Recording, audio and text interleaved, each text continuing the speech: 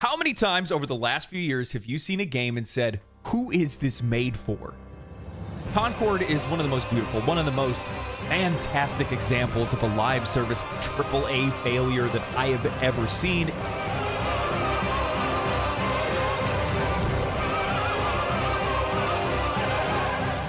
In the gaming industry, it's no easy task to make a hit game.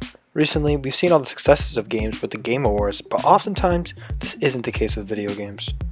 With all these popular games shoved in our faces, it begs the question, why do games fail? It seems that every player has their exact and flawless opinion as to how to fix a game. Sometimes, the whole community of a game could agree on a solution to an obvious problem, and yet it won't be fixed.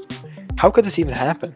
If the problems are so obvious, how aren't they avoided or solved? In the big year of 2024, there have been many big names to fall victim to this dilemma, one of them being Concord. Concord suffered many problems, but I believe its biggest flaw was it being released in an incredibly saturated genre, hero shooters. Hero shooters have been an insanely popular genre with heavy hitters such as Overwatch, Apex Legends, and Valorant. One thing all these games have in common is that they're free. Why would anyone choose to purchase a game that is objectively worse than the other free options? Concord had nothing unique to it.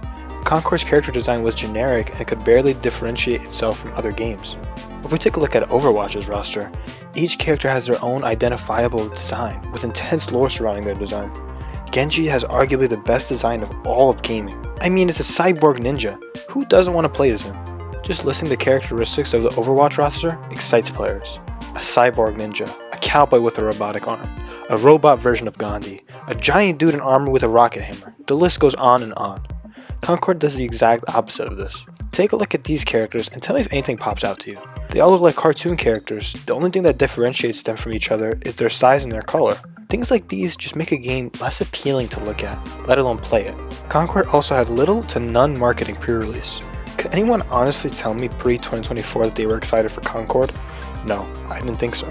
Most of the conversations surrounding Concord when it released were due to its poor performance.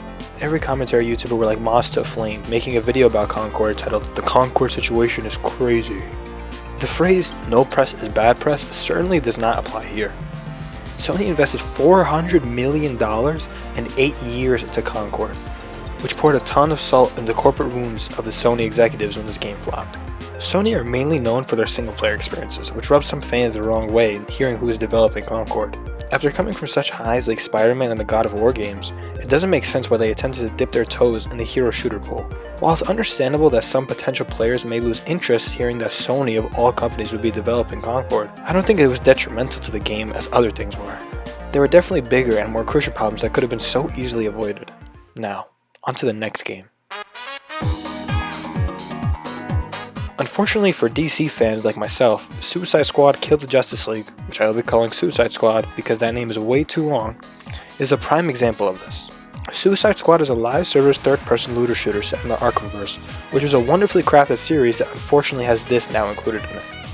Rocksteady was the company that developed the Batman Arkham games, as mentioned before, and they unfortunately developed this game as well. The problem with this is that the Arkham games were all story-driven games based on a character who uses melee combat primarily. The Arkham combat flows incredibly well and is well renowned as the best superhero game series of all time. A big portion of the combat was Batman's gadget wheel, which is gone in Suicide Squad and replaced with grenades and like 3 skills, I guess. The flow is still there, but not nearly as good as the Arkham games. Rocksteady was for sure not ready for this transition into a different format, which was headed by leadership at Rocksteady.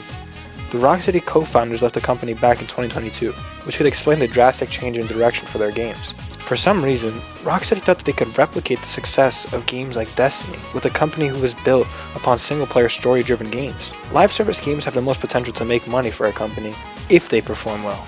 With this game being live service, many of the content is incredibly grindy and most of it is locked behind completing the story. All of the actual content is essentially completing the same 5 missions which you need to do over and over again to obtain the endgame currency to fight the last boss. In the DLC lifespan, the bosses you fight are reskinned versions of the bosses you fought during the main story, which goes to show you how lazy these devs are. The story in itself isn't great, but is mediocre at best. The deaths of each Justice League members felt incredibly lackluster, and they made no sense towards the end of the game since the DLC revealed that they've been alive this whole time, we could just kill the clones. The worst bit about this game, in my opinion, was ruining the iconic legacy of Kevin Conroy's Batman. However, this game was developed before he passed, so unfortunately it was out of their hands. All of this resulted in the game's death, which is soon to come after Rocksteady fulfills their 4-season support clause in their contract. The final game I'll talk about today.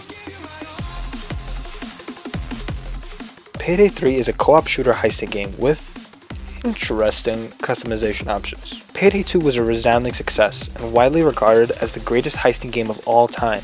However, its successor unfortunately has not met the same fame. Payday 3 launched with incredible numbers. The numbers were so incredible that their own servers couldn't take it. But for the sake of the video, if we get past the worst launch gaming has seen and dive into the actual game, what do we see?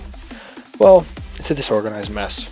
Payday 3 struggles with identity crisis, not knowing if it wants to be realistic, gritty, and difficult like Payday the Heist, or a silly, goofy, and power fantasy filled game like Payday 2. There is no real originality in Payday 3, with all of its system being a lackluster copy of what its predecessors have already done. The skill system is what made Payday 2's gameplay repeatable and engaging, but it's completely ruined in Payday 3 since all of the skills in Payday 3 barely have any influence on your gameplay at all. If you played through a heist in Payday 3 with a different build than your usual one, I bet 9 times out of 10, a new player wouldn't even notice the difference. The gunplay feels smooth along with the movement, but there are so much more cons than pros in the gameplay. The enemies, first off, are incredibly bland and provide no real challenge to the player. Instead, they waste your time by stunning you in an animation or just being bullet sponges. If the enemies aren't difficult, then the next best way to increase the difficulty is to also increase the frequency of the enemies, but this plays into another one of Payday 3's design flaws. Payday 3 is like playing a survival game.